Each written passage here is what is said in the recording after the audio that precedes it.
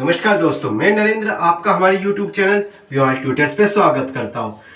आप लोगों ने जो हमारी क्लास इतनी पसंद की है उनके लिए आपका बहुत बहुत धन्यवाद। आप लोगों के जो कमेंट्स हमारे पास आते हैं उनमें हमें बहुत खुशी मिलती है कि आप लोगों को हमारी क्लासें पसंद आ रही हैं। हमने जो प्रयास किया है वो हमारा आपको पसंद आ रहा है। देखो, आप सभी लोगों को पता है कि अब की बार 10वीं में धमाल होकर रहेगा। एनसीईआरटी की मैथ्स है बिल्कुल हिंदी में, आप लोगों के लिए है बिल्कुल हिंदी में। इसमें जो हमने पहला चैप्टर उठाया है वो रियल नंबर्स उठाया है। यह आपके मैं दोस्तों 2020 और 2021 का जो एनसीईआरटी का पैटर्न है पूरी तरह उस पर आधारित होगी। जो सिलेबस डिलीट हुआ है उसको हम नहीं करेंगे, क्योंकि हमारा जो मेन मोटो है 2021 में 80 में से 80 लाना। जो हमारा टॉपिक है रियल नंबर्स, वास्तविक संख्या है, उनमें हमारी एक्सरसाइज 1.1 पूरी तरह हो गई थी। 1.2 में हमने क्वेश्चन 1 से लेकर 4 तक अच्छी तरह लगभग दो भाग में किए, है ना। आज हमारा क्वेश्चन नंबर 5 और 6 और 7 पे हमारी क्लास की चर्चा होगी। और दोस्तों, मैं आप लोगों को पहले भी बता चुका हूं कि हमारी जंग रुकनी नहीं चाहिए। इस बार 80 में से 80 आकर ही रहनी चाहिए। हर बच्चे के 80 में से 80 आनी ही चाहिए। हमारी जंग तो इस बार 80 में से 80 की है, ना कि कोई 65 ला लेके आ जावे 80 में से, तो भी वो हमारे लिए सफिशिएंट नहीं है। क्योंकि हम मेहनत इतनी करवा रहे हैं आपको कि 80 में से 80 लाना कोई मुमकिन है आप लोगों के लिए, कोई बड़ी बात नहीं है। ठीक है, यहाँ तक हो गया, कोई दिक्कत नहीं है यहाँ पे। अब देखो, कुछ चीज़ें थी जिनको आप लोग ध्यान नहीं देते। हम लोग आपको ये कहते हैं, अगर हमारे वीडियोस आप लोगों को पसंद आते हैं तो आप उन्हें लाइक कीजिए। आप लोग क्या करते हो, हमारे वीडियोस को देख तो लेते हो, ना तो उन्हें लाइक करते हो, ना अपने दोस्तों के साथ शेयर करते हो। अगर आप लोग हमारे वीडियोस को लाइक करते हो तो हमें ये पता चलेगा कि हमारे स्टूडेंट्स को, बच्चों को कितनी हमारी चीज़ें समझ में आ रही है। इसलिए हम आपको लाइक कहने के लिए कहते हैं, शेयर करने के लिए कहते हैं। इससे हमारा कोई फ़ायदा नहीं होगा कि हमको बहुत बेनिफिट हो जाएगा, कि लाइक करने से कोई बेनिफिट हो जाएगा, शेयर करने से कोई बेनिफिट हो जाएगा। इससे हमें ये पता चलता है कि हमारे स्टूडेंट्स हैं जो हमारे साथ हैं, हमारे बच्चों को, हमारे दोस्तों को कितनी हमारी चीज़ें समझ में आ रही है।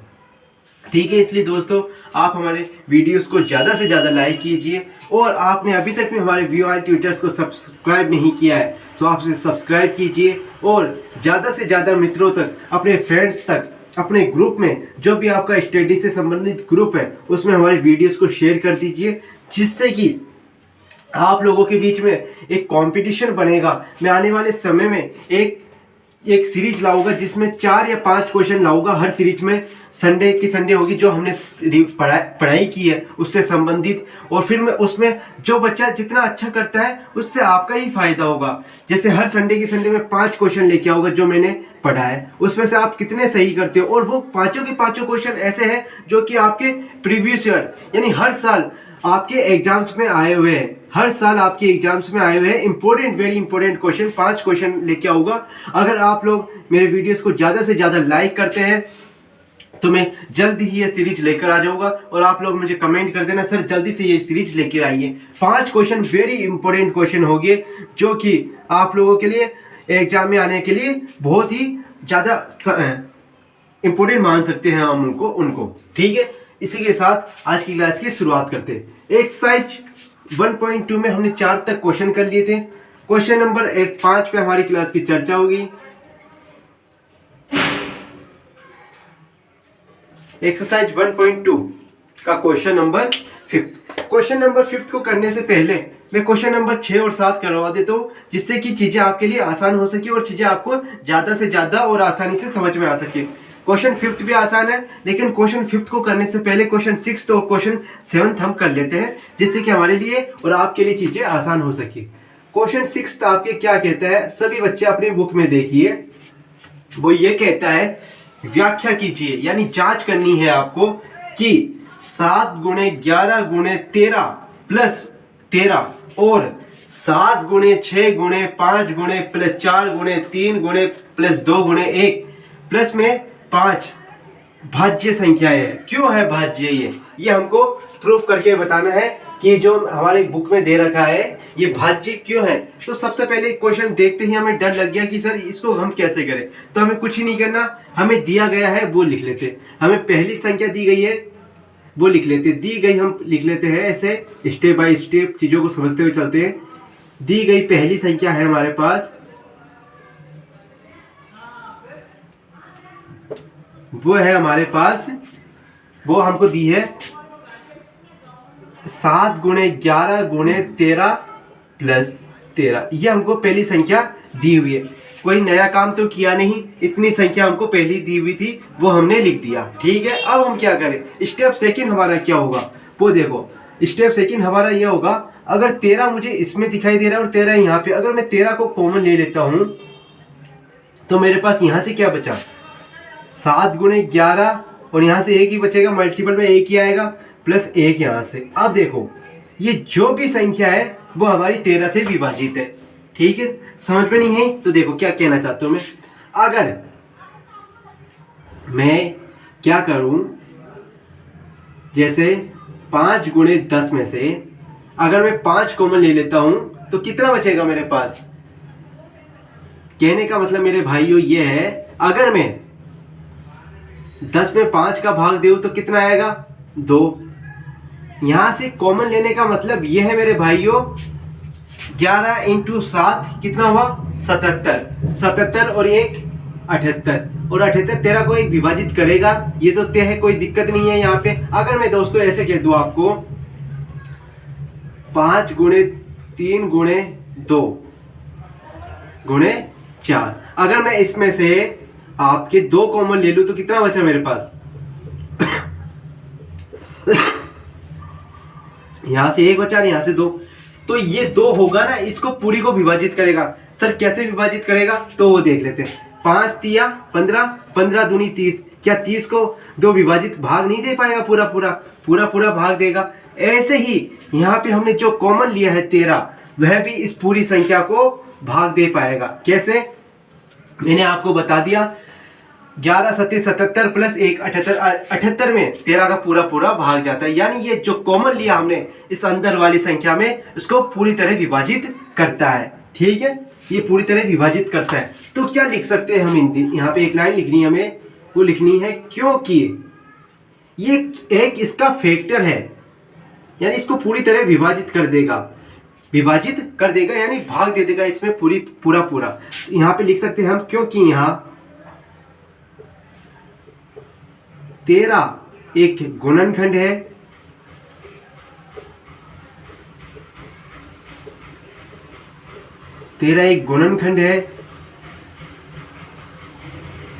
गुणनखंड है, और जो ये संख्या दी गई है,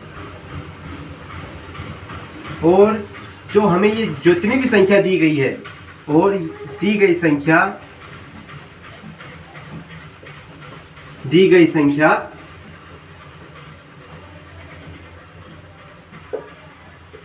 13 से पूरी तरह विभाजित है।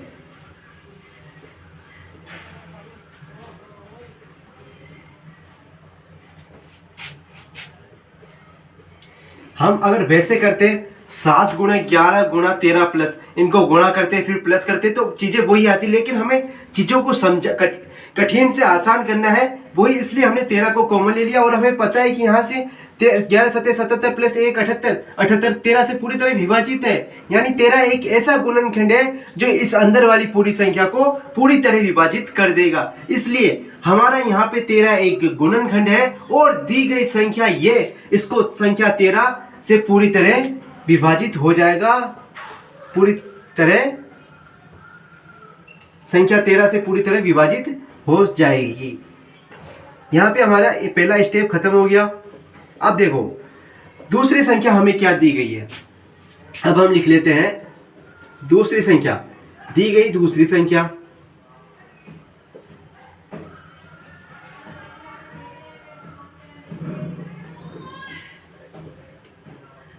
क्या दी गई है हमें, वो देखो। दूसरी संख्या दी गई है हमें 7 गुणे 6 गुणे 5 गुणे 4 गुणे 3 गुणे 2 गुणे 1 गुणे प्लस यहाँ पे 5 है हमारा, ठीक है ना, 5 ही है ना। अब ये बताना है कि क्या ये भी पूरी तरह विभाजित है, पूरी तरह भाग चला जाएगा इसमें भी किस गुणनखंड का। तो हमें क्या करना है, 5 मुझे यहाँ पे भी दिखाई दे रहा है और 5 यहाँ पे भी। अगर मैं 5 को कॉमन ले लूँ तो क्या बचा मेरे पास, 7 गुणे 6 गुणे 4 गुणे 3 गुणे 2 प्लस 1 यहाँ से बचा। तो ये जो भी संख्या है ना, वो मैंने यहाँ पे प्रूफ करके दिखा दिया था आपको। तो ये जो भी संख्या आई ना, ये 5 से पूरी तरह विभाजित है। इस पूरी संख्या में 5 का पूरा पूरा भाग चला जाएगा। तो अब यहाँ पे हम क्या लिख सकते हैं, क्योंकि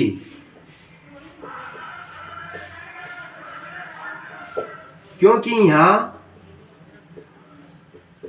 5 एक गुणनखंड है, यानी मल्टीपल है इनका, तो मल्टीपल है तो इनमें इसका पूरा पूरा भाग जाएगा, गुणनखंड है। और यहां से ये उठा के ये लाइन यहां पे लिखनी है। और दी गई संख्या,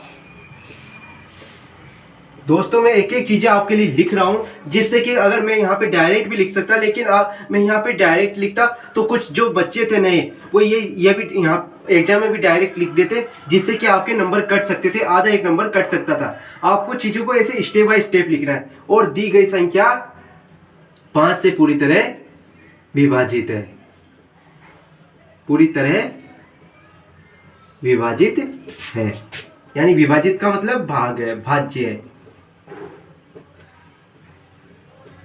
तो हमसे क्वेश्चन में क्या पूछा था कि व्याख्या करनी है कि आपको इस भाज्य संख्या है। तो अब हमें ये करना है, आखिरी में हमारा ये प्रूफ हो गया कि दोनों संख्याएं भाज्य यानी विभाजित है। तो हम क्या लिख सकते हैं, अतः 7 गुणे 11 गुणे 13 प्लस 13 और दूसरी संख्या क्या है, 7 गुणे 6 गुणे 5 गुणे 4 गुणे 3 गुणे 2 गुणे प्लस 5, ये दोनों संख्याएं,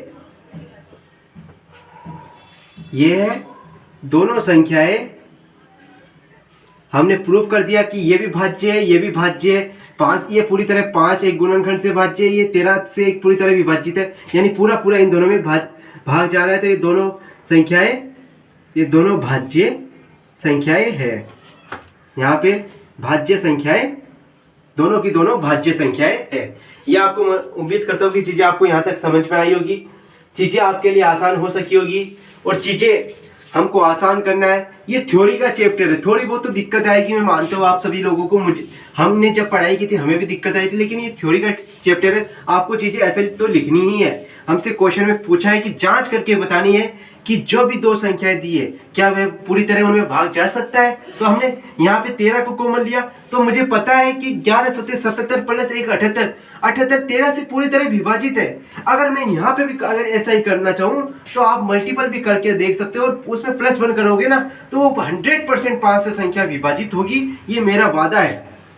तो हमने प्रूफ करके देख लिया कि जो भी संख्याएं हमने एग्जामिनर ने क्वेश्चन में दी गई है वो संख्या 13 और 5 दोनों से विभाजित है, और हमारी जांच कंप्लीट होती है। यहाँ पे मैं उम्मीद करता हूँ कि चीजें आपको यहाँ तक समझ में आई होगी। अब हम क्वेश्चन नंबर 7 पे चलते हैं।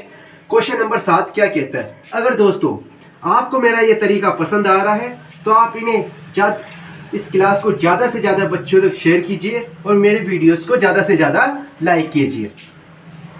अगर दोस्तों मैं उम्मीद करता हूँ कि चीज़ें आपको यहाँ तक समझ में आई होगी। कुछ बच्चों को दिक्कत आ रही है दोस्तों, अगर चीज़ें नहीं होती है तो हमें समझने में कठिनाई जरूर होती है। अगर आप 1 से 2 बार हमारे वीडियोस को लगातार शुरुआत से लेकर आखिरी तक, जो मैंने पहले क्लासें ली है और अब क्लासें ले रहा हूँ, आप उनको लगातार देखते हुए चलोगे ना तो कोई दिक्कत नहीं आएगी। यहाँ पे ये चीज़ें मैंने एकदम समझा रखी है आपको, उन्हीं चीज़ों को मैं आगे करवाता जा रहा हूँ बस, और कुछ नहीं। क्या हमारा आप सभी लोगों को पता है कि कुछ कोचिंग सेंटर्स, कुछ ट्यूशन में क्या करते हैं, आपको एक्सरसाइज 1.2 उठा ली, उसके सारे क्वेश्चंस करा दिए, चलो, और एक्सरसाइज 4.1 उठा ली, उसके सारे क्वेश्चन करा ली। नहीं, मैंने क्या किया है, एक्सरसाइज 1.1 भी उठाने से पहले उसका जितना भी कॉन्सेप्ट था वो मैंने आपको समझाया है, समझाया ना, वो मेरे वीडियोस आप देख लीजिएगा। और एक्सरसाइज 1.2 उठाई है मैंने, तो उसके पहले जो कॉन्सेप्ट था गुणनखंड विधि का वो मैंने आपको पूरा समझाया है, फिर चीजें आपके लिए आसान हो सकी। मैंने दूसरों की तरह नहीं किया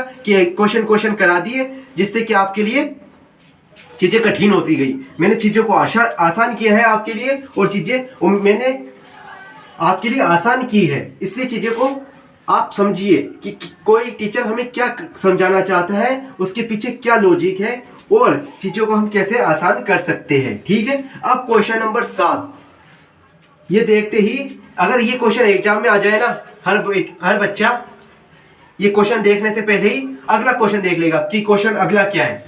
हर बच्चा ये करेगा कि क्वेश्चन अगला क्या है, ये क्वेश्चन नहीं करूंगा मैं। क्वेश्चन नंबर 7 देखते, क्वेश्चन नंबर अगर ये आ गया तो मैं ये क्वेश्चन नहीं करूंगा। लेकिन जो बच्चा हमारा स्टूडेंट है, हमसे पढ़ाई की है, वो हर बच्चा ये क्वेश्चन जल्दी से जल्दी मात्र 1 मिनट में करके आगे चला जाएगा, और यहाँ से 3 नंबर लेकर 3 नंबर प्लस में लेके चला जाएगा।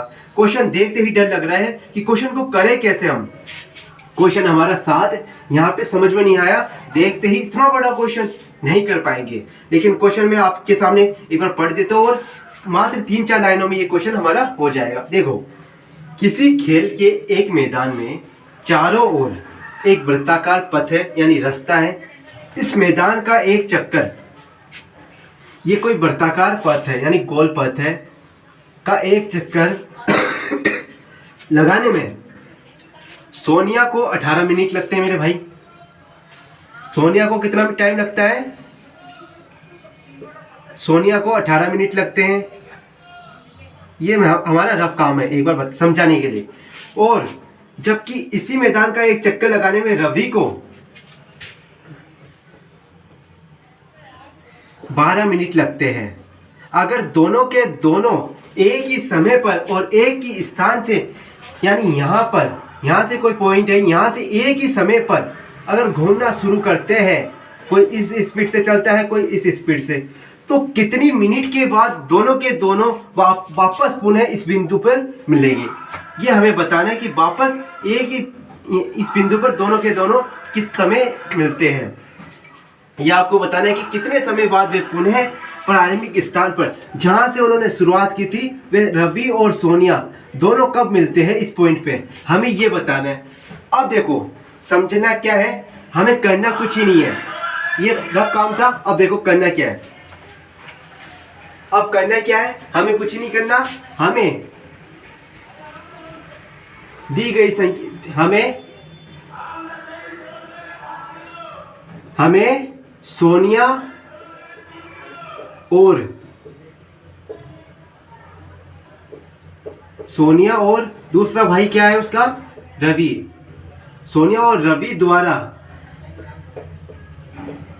लिए गए समय का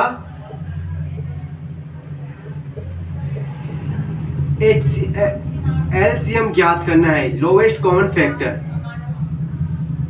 एलसीएम ज्ञात करना है। बस इस क्वेश्चन में ये लिखते ही आपका ये क्वेश्चन हो गया, करना है। हमें इतनी चीजें करनी है, बस ये होते ही हमारा ये क्वेश्चन अब सब लोग मेरे कराने से पहले ही करके बैठ जाएंगे। करना क्या है, समझाओ मैं करूँ क्या। अगर मैंने ये बताया था कि 3 और 4 का, अगर मैं आपसे ऐसी संख्या बताऊं, 3 और 4 को ऐसी कौन सी संख्या, 3 और 4 है ना, ऐसी कौन सी संख्या को काट सकते हैं दोनों, 3 और 4, तो आप लोग बताओगे सर ये तो 3 और 4 12 को काट सकते हैं, 3 भी काट सकता है, और 3 इसको तो 12 को तो 4 भी काट सकता है। कहने का मतलब यही है। और मतलब वह बड़ी से छोटी संख्या जिसको ये दोनों संख्याएं काट सकती है, वही हमारा एलसीएम होता है। अगर मैं आपसे पूछूं 12 और 15 का, ऐसी संख्याएं बताइए वह छोटी से छोटी जिसको 12 और 15 दोनों काट सकते हैं, तो आप लोग बताओगे सर वो तो हमारी 60 है। और 60 मतलब छोटी से छोटी संख्या जिसको 12 और 15 काट सकते हैं, यानी वह तो हमारा एलसीएम है। इसको 12 भी काट सकता है, इसको 15 भी काट सकता है। और एलसीएम ही क्यों आया सर हमारा 60, एलसीएम ही क्यों आया, तो मैंने ये साफ बता दिया है। यहाँ से जो हमारा 12 के फैक्टर है वो है हमारे पास 2 गुणे 2 गुणे 3, और 15 के फैक्टर है हमारे पास 3 गुणे 5। तो मैंने आपको ये बताया है एलसीएम ज्ञात करने के लिए यहाँ से हम ले लेते 2 जितनी बार है वो ले लिया, 3 एक बार है, 5 एक बार। अब देखो क्या 60 आएगा, 2 दूनी 4, 4 तिया 12, 12 पंजे 60। हाँ सर यहाँ से तो 60 आ गया। ऐसे ही यानी 12 और 15 को वह छोटी से छोटी संख्या जिसको 12 और 15 काट सकते हैं वही हमारा एलसीएम होगा। इसी प्रकार कहने का मतलब यही है 12 और 18 को वह छोटी से छोटी समय जो हमारे 12 और 18 के एक साथ आ जावे वहीं पे ये दोनों मिलते हैं। तो अब हमें कुछ नहीं करना, हमें एलसीएम ज्ञात करना है। इतना काम मेरा के था, इतना मैं रफ कर देता हूँ। ये हमने चीज़ों को समझने के लिए ये काम किया था, ठीक है। अब देखो यहाँ तक। अब हमें एलसीएम ज्ञात करना है। तो हमें एलसीएम ज्ञात करने के लिए सबसे पहले उस सोनिया जी ने लिए 36 मिनट, वो हमने ऐसे लिख लिए। फिर उसके बाद आपके 18 मिनट के लिए रवि जी ने, वो हमने ऐसे लिख लिए। अब वह छोटी से छोटी संख्या जिसमें 36 का पूरा पूरा भाग जाए तो 2 कितनी बार, 18 बार। 18 में 2 का पूरा बार जाएगा कितनी बार, 9 बार। और 9 में अगर मैं आपसे पूछूं छोटी से छोटी संख्या जिसमें भाग जाए तो वो 3 है। और यहाँ से 3 आ गया तो यहाँ पे हमारा 1 आ गया। यानी 36 के जो फैक्टर्स है आपके पास वो है 2 गुणे 2 गुणे ये। अब हमारे 18 के फैक्टर हमको देखने हैं तो वह छोटी से छोटी संख्या बताइए। 2 कितनी बार, 9 बार। और यहाँ पे से वापस 9 में किसका भाग जाएगा, 3 का। यहाँ से हमारे 3 18 की जो फैक्टर है वो ये आ गए, 2 3 3 यहाँ से। अब देखो अब हमें एलसीएम ज्ञात करना है। अगर एलसीएम यहाँ से मैं ज्ञात करूँ तो क्या आएगा हमारा। तो अब सबसे पहले तो हमें ये दोनों के दोनों लिखने हैं। 2 कितनी बार आया, 2 बार, वो लिख दिया। और 3 कितनी बार, यहाँ पे भी 2 बार है और यहाँ पे भी 2 बार, यानी ये लिख दीजिए 3 ये। अब देखो यही हमारा एलसीएम है। 2 दूनी 4, 4 तिया 12, 12 तिया 36। यहाँ से हमारा 36 आ गया, 36 मिनट। यहाँ पे हमसे मिनट में पूछा था, हमने मिनट लिख दिया, 36 मिनट। ठीक है, उम्मीद करता हूँ कि चीज़ें आपको यहाँ तक समझ पाई होगी। अब हमसे पूछा है कि कितने समय के बाद वे दोनों पुनः प्रारंभिक स्थान पर मिलेंगे। तो हमें लिखना है कि अतः सोनिया देवी, यहाँ पे राहुल गांधी होना चाहिए था रवि की जगह, सोनिया और रवि दोनों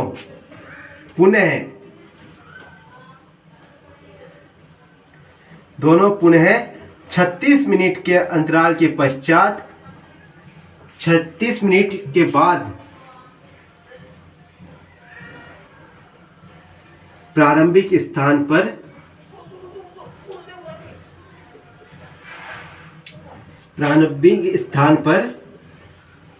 मिलते हैं। बहुत ही आसान क्वेश्चन था, लेकिन देखते ही डर लगता था कि इतना बड़ा क्वेश्चन हम कैसे करें। मिलते हैं, सिर्फ हमें कुछ ही नहीं करना, 36 और 18 का एलसीएम निकालना था और वही हमारे इस क्वेश्चन का आंसर था। ठीक है, उम्मीद करता हूँ कि चीज़ें आपको यहाँ तक समझ में आई होगी। चीज़ों को मैं आपके लिए आसान कर पाया होगा। ठीक है, आप लोग इसका स्क्रीनशॉट ले लीजिए और हम अगले क्वेश्चन की ओर चलते हैं कि हमारा अगला क्वेश्चन क्या कहता है। अब क्वेश्चन नंबर 5 जो मैंने आपके लिए कुछ समय के लिए छोड़ दिया था, अब देखो उसको करते हैं। अगर ये चीजें मैं नहीं समझाता तो आपको क्वेश्चन नंबर 5 नहीं आता। अब देखो क्वेश्चन नंबर 5 हमारा क्या कहता है। क्वेश्चन नंबर 5 अगर देखो, क्वेश्चन नंबर 5 आपकी ये कहता है जांच कीजिए क्वेश्चन नंबर 5 में कि किसी भी प्राकृत संख्या n के लिए संख्या 6n 0 पर समाप्त होती। कहने का मतलब ये है, ये कोई संख्या है आपके, ये कोई संख्या है, इसमें जो भी अंक आएगा वो आपके 0 पे समाप्त होता है, 0 पे समाप्त होता है। समझने के लिए एक बार देखना, फिर इसको मैं आपको हिंदी बता दूंगा क्या लिखना है। कोई भी एक संख्या है वो है आपके 6 की पावर n और उसमें जो भी मान आता है उसमें इकाई का अंक यानी जो भी संख्या आती है उसमें 0 पे आता है। तो 0 का आते ही अगर मैं आपको ऐसे बता दूं कि ये संख्या 20 है तो ये क्या संख्या 5 से पूरी तरह विभाजित होगी। हाँ सर, 5 से पूरी तरह विभाजित होगी। ये तो बहुत ही आसान कॉन्सेप्ट है। 40 आ जाएगा तो वहां पे पूरी तरह 5 से आ जाएगा, यानी जहां पे 0 आ जाएगा ना वो संख्या पूरी तरह 5 से उसमें पूरा पूरा भाग चला जाएगा। अगर मैं 120 ले लूं तो यहाँ पे 0 आ गया तो ये संख्या भी पूरी तरह 5 से विभाजित होगी। ठीक है, अब अगर मैं 190 ले दूं, लिख दूं यहाँ पे, तो ये भी संख्या भी पूरी तरह 5 से विभाजित हो जाएगी। कहने का मतलब ये है मेरे प्यारे मित्रों कि जहां पे भी इकाई का अंक 0 आ जाता है ना, वह संख्या पूरी तरह 5 से विभाजित हो जाएगी, यानी 5 से पूरी तरह भाज्य है। और 5 एक क्या है, ये मैंने आपको पहली वाली क्लास में भी बताया था कि 5 क्या है। 5 एक हमारा एक प्राइम नंबर है, यानी एक प्राइम नंबर है। ठीक है, यहां तक चीजें आपके लिए मैं उम्मीद करता हूं कि आसान हो सकी होगी। अब देखो, अगर मैं आपसे 6 के फैक्टर पूछो तो क्या हो गए, आप लोग बताओगे सर 2 तिया 6 होते, और 2 और 3 दोनों एक अभाज्य संख्याएं हैं। सर यहाँ पे तो 5 आया ही नहीं, यानी कहने का मतलब यह है कि 6 की पावर n जो भी होगी उसमें हमारा 0 नहीं आएगा।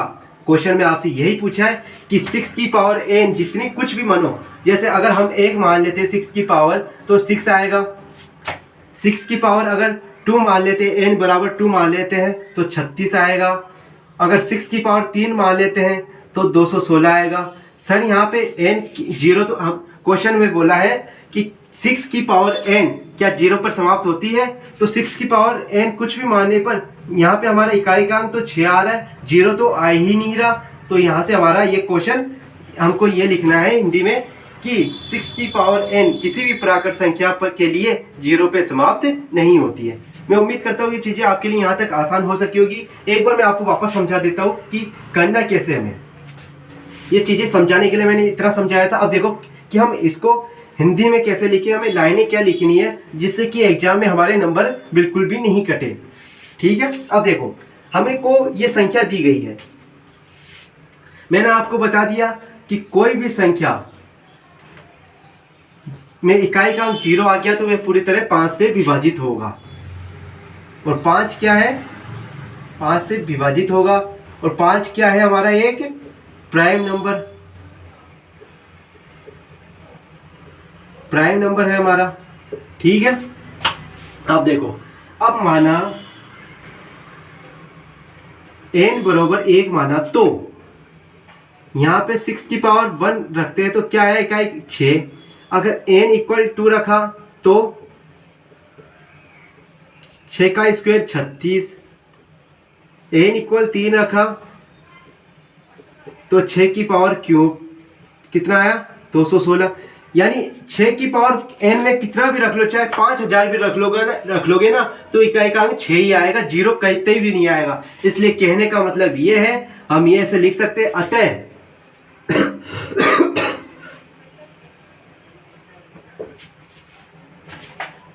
अतः किसी भी प्राकृत संख्या, किसी भी धनात्मक प्राकृत संख्या 6n के लिए n के लिए 0 पे समाप्त नहीं होती है। यही हमारा क्वेश्चन था, बहुत इजी क्वेश्चन था। बस हमें चीजें याद करनी है कि 6 की पावर कितना भी आ जाए, चाहे 4 आ जाए, 5000 भी आ जाए ना, 6 की पावर 215 भी आ जाए तो इकाई का अंक है ना, जो आखिरी का अंक, इससे पहले चाहे कुछ भी हो लेकिन इकाई का अंक 6 ही आएगा। ये एक नॉलेज रखने वाली बात है कि 6 का अंक, इकाई का अंक 6 ही आएगा, 5 तो आ ही नहीं सकता। 5 और मैंने आपको समझा दिया 0 कब 0 जहाँ पे आएगा वो संख्या 5 से विभाजित होगी। 5 से भाज्य होने के लिए हमको आवश्यक था कि इकाई का अंक 0 चाहिए, लेकिन सर 0 का तो हमको मिला ही नहीं, यानी ये संख्या 5 से तो विभाजित हुई नहीं। 5 से विभाजित नहीं हुई तो इस संख्या में 0 तो आया ही नहीं। यही हमारे इस क्वेश्चन का मतलब था। ठीक है, यहाँ तक मैं उम्मीद करता हूँ कि चीज़ें आपको यहाँ तक समझ में आई होगी। ठीक है, आज की क्लास हमारी यहीं पे समाप्त होती है। आज हमने बहुत अच्छे क्वेश्चन किए, हमारी इसी के साथ एक्सरसाइज 1.2 कंप्लीट हो चुकी है और हमने बहुत अच्छी तरह क्लास की। 1.1 और 1.2 हमारी कंप्लीट हो चुकी है। कल हम 1.3 से करने से पहले कुछ बेसिक कॉन्सेप्ट पे चर्चा होगी हमारी क्लास की, ठीक है। अगर हमारे वीडियोस आपको पसंद आ रहे हैं तो आप इन्हें ज़्यादा से ज़्यादा लाइक कीजिए और ज़्यादा से ज़्यादा बच्चों तक शेयर कीजिए, और जिन भी बच्चों ने हमारे वीआर ट्यूटर्स को सब्सक्राइब नहीं किया है तो आप उन्हें इस चैनल को सब्सक्राइब कीजिए। जय हिंद, जय भारत।